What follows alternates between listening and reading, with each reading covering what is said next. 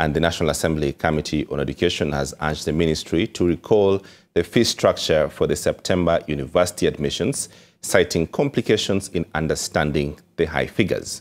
The committee has also urged the ministry to review the criteria of calculating the fees payable by each student. Martin Mwangi begins our coverage tonight from here. Appearing before the National Assembly Committee on Education, the Principal Secretary in the Ministry, Beatrice Inyangala, the CEO of Higher Education Loans Board, Charles Ringera, and the University Fund CEO, Geoffrey Monari, were tasked to explain the new university funding model, which has been a headache for most parents and learners since its implementation a year ago.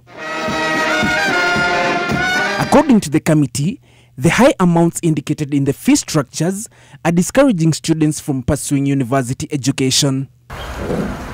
The committee now wants the structure to only indicate the amount to be paid by a student without including the student's loan or the government sponsorship.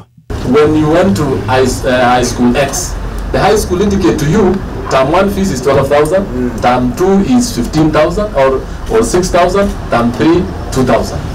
That is what we want to the university fee structure, to be simple, precise, and to the point.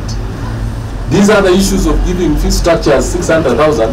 We don't want to see it in this particular thing. The lawmakers have also urged the ministry to re-evaluate the variables used in deciding how much should be paid by each student, as they found them to be unverifiable. So the KRA data that we are using is for last year when you file your returns. So it is not for the current year where you are. That is why we are calling it WIP. But you can see as we are completing the process down there, the last item is KRA has now been completed. So I can actually say the only WIPs that we have there is National Employment Authority. Again, that we received static data on it.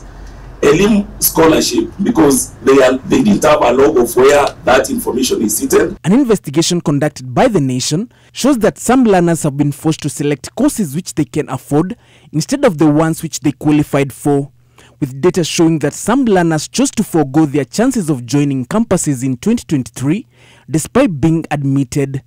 Martin Mwangi, NTV.